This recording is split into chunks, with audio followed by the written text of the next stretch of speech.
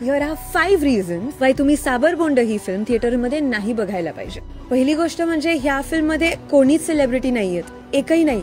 म्हणजे ह्या फिल्ममध्ये तेच ऍक्टर्स आहेत जे तिथून जिथे ही फिल्म सेट झाली आहे. इनफॅक्ट रोहन कनावडे आणि टीमनी हे अचीव्ह करायला ऑलमोस्ट 3 वर्ष इन्व्हेस्ट केले. सो इन अ सेन्स आपल्याला ही फिल्म बघून असं वाटतं जसं काही आपण एक आरसाच बघतोय to that part of our world. ही मुंबई पुणे नाही तर मोठ्या शहरातच सेट नाहीये, नगरच्या जवळच्या एका गावात सेट आहे. म्हणजे आपल्या राज्यामध्ये गावातलं जीवन कसं असतं ते दाखवलंय.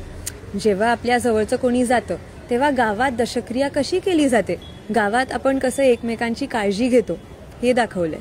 आणि ही फिल्म खूपच शांत आहे. म्हणजे बॅकग्राऊंड स्कोरच नाहीये, आपल्या भावना समजायला आपल्याला संधी दिली आहे. फक्त पशुपक्ष्यांचा आवाज आणि निसर्गाचा आवाज ऐकू येतो. जसं असतं तसंच दाखवलंय.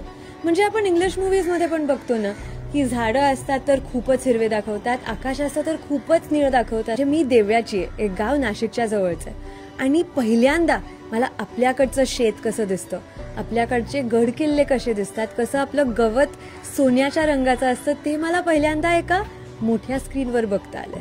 आणि फायनली ही ना एक लव्ह स्टोरी आहे ना एक हार्टब्रेक आहे. म्हणजे एका क्विअर रिलेशनशिपला एक असे वडील जे कुठल्याही मोठ्या शहरातले नसून पण कसं स्वीकार करू शकतात हे दाखवलंय. 2 व्यक्ती जे एका क्विअर रिलेशनशिपमध्ये आहेत त्यांच्यात कसं प्रेम असू शकतं, ते कसे आनंदात राहू शकतात हे दाखवलंय. आणि ही फक्त पहिली मराठी फिल्म नाही, पहिली भारतीय फिल्म आहे जिला सनडान्स फेस्टिवलमध्ये हा ग्रँड ज्युरी वर्ल्ड अवॉर्ड मिळालाय. तर त्यामुळे